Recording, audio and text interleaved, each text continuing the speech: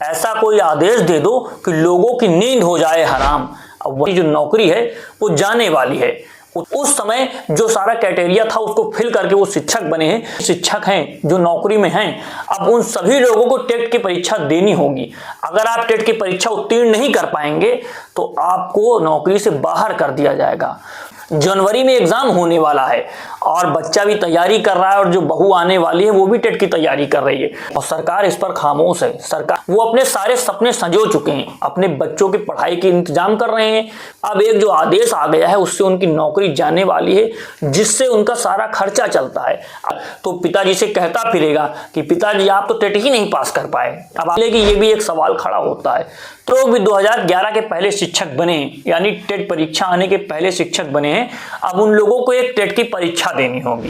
नमस्कार, आदाब दोस्तों, हमारा नाम है आजाद। कहावत कही जाती है कि बैठे बैठे क्या करेंगे, करना है कुछ काम, ऐसा कोई आदेश दे दो कि लोगों की नींद हो जाए हराम। अब वही आदेश हो गया है सुप्रीम कोर्ट की तरफ से और लोगों के घरों में मातम छा गया है। लोगों के चेहरे पर सन्नाटा छाया हुआ है, क्योंकि वो सुबह उठे तो उन्हें पता चला कि अब हमारी जो नौकरी है वो जाने वाली है। उत्तर प्रदेश में जो शिक्षक हैं जिन्होंने टेट परीक्षा नहीं दिए, नहीं देने का मतलब यह है कि 2011 के पहले वो लोग शिक्षक बन चुके हैं। उस समय जो सारा क्राइटेरिया था उसको फिल करके वो शिक्षक बने हैं। 2011 में आया टेट की परीक्षा जिन लोगों ने नहीं दी है और नौकरी कर रहे हैं उन लोगों के ऊपर गिर चुकी है गाज।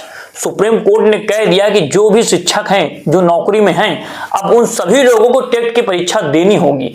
अगर आप टेट की परीक्षा उत्तीर्ण नहीं कर पाएंगे तो आपको नौकरी से बाहर कर दिया जाएगा। तो अब आप समझिए कि एक ही घर में पिता और माता भी नौकरी कर रहे हैं, अब उनको भी टेट की तैयारी करनी पड़ेगी। जनवरी में एग्जाम होने वाला है और बच्चा भी तैयारी कर रहा है और जो बहू आने वाली है वो भी टेट की तैयारी कर रही है। तो कैसा माहौल है और सरकार इस पर खामोश है। सरकार इस पर क्या करेगी ये देखना होगा। ये एक अहम फैसला है जो उत्तर प्रदेश में एक राजनीतिक दृष्टिकोण से समाज में उथल पुथल मचा देगा, क्योंकि उत्तर प्रदेश में जो शिक्षक हैं जो 2011 के पहले शिक्षक हो चुके हैं वो अपने सारे सपने संजो चुके हैं, अपने बच्चों की पढ़ाई के इंतजाम कर रहे हैं, कोई अपने बच्चों की शादी का इंतजाम कर रहा है, अलग अलग तरीके से सब लोग उसमें बिजी हो चुके हैं। अब एक जो आदेश आ गया है उससे उनकी नौकरी जाने वाली है, जिससे उनका सारा खर्चा चलता है। अगर ये नौकरी चली गई तो वो क्या करेंगे। अब अगर उनके बेटे ने टेट पास कर लिया तो पिताजी से कहता फिरेगा कि पिताजी आप तो टेट ही नहीं पास कर पाए, अब आपकी नौकरी जाने वाली है, अब आप आराम से बैठ जाइए और अब नौकरी हम करेंगे। और उनको भी नौकरी मिलेगी कि नहीं मिलेगी ये भी एक सवाल खड़ा होता है। तो इस मुद्दे के बारे में हम पूरी तरीके से समझेंगे और इसको देखने की कोशिश करेंगे कि आखिर मुद्दा क्या और किस आधार पर जनता में एक आक्रोश है, उन शिक्षकों में एक उदासी है, उन महिलाओं में एक उदासी है कि वो जिस तरह से अब परीक्षा पास कर चुकी हैं, शिक्षक बन चुकी हैं, अब उनको फिर से एक परीक्षा देनी होगी। इसके सारे पहलुओं को हम समझने की कोशिश करेंगे इस वीडियो। तो आइए दोस्तों इस खबर की पूरी आपके साथ चर्चा करते हैं कि खबर क्या है। सुप्रीम कोर्ट ने एक आदेश दे दिया 1 सितंबर को कि जो लोग भी 2011 के पहले शिक्षक बने, यानी टेट परीक्षा आने के पहले शिक्षक बने हैं, अब उन लोगों को एक टेट की परीक्षा देनी होगी और 2 साल के भीतर उन लोगों को एक एग्जाम पास करना होगा। अगर नहीं कर पाते हो तो उनको नौकरी से बाहर कर दिया जाएगा, यानी सलाम नमस्ते भैया अब आप जाइए, अब आपके पास जो नौकरी की जरूरत नहीं है, यहाँ पर आप जाइए। आप जिस तरह से चढ़ा रहे थे, जिस तरह से सब कुछ चल रहा था, ये सब कुछ बेकार था। यानी अब तक जो आप लोगों को शिक्षा दे रहे थे, बच्चों को शिक्षित कर रहे थे, उसका कोई महत्व ही नहीं है। अब सब कुछ तो टेट है। दोस्तों ये वही बात हो गई कि आपसे 8 से 10 साल पहले आपने किसी को एक थप्पड़ मारा था या कोई बात हो गई थी, उसका आपने जुर्माना भर दिया। अब कह रहा है सुप्रीम कोर्ट कह रहे हैं, हमारी संस्थाएं कह रही हैं कि उसका 1 लाख रुपया जुर्माना हो गया है और आपको 5 साल की सजा भी होने वाली है, हो सकता है उम्र कैद भी हो जाए। क्योंकि अगर नौकरी चली जाएगी अब इस उम्र में तो क्या वो दूसरी नौकरी कर पाएंगे और दूसरी नौकरी की तैयारी कर पाएंगे, क्या वो टेट परीक्षा ही पास कर पाएंगे। बहुत बड़ा सवाल खड़ा हो गया है, क्योंकि अब एक ही घर में 4-4 लोग तैयारी कर रहे हैं, पापा भी कर रहे हैं, मम्मी भी कर रही हैं, आने वाली बहू भी कर रही है और बेटा भी कर रहा है।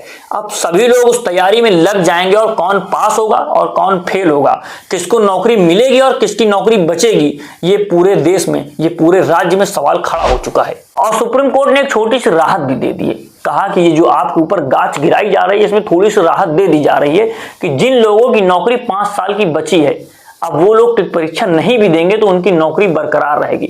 यानी आप 55 साल के हो गए हैं, 56 साल के हो गए हैं तो आप मत दीजिए, आप 5 साल नौकरी कर लीजिए। लेकिन उसमें भी एक बात और डाल दी, अगर आपको पदोन्नति चाहिए, आपको आगे बढ़ना है, तो आपको टेट परीक्षा पास करनी होगी, वरना आप जिस जगह पर हैं वहीं पर रहेंगे, आपकी आगे कोई ग्रोथ नहीं हो पाएगी उस फील्ड में।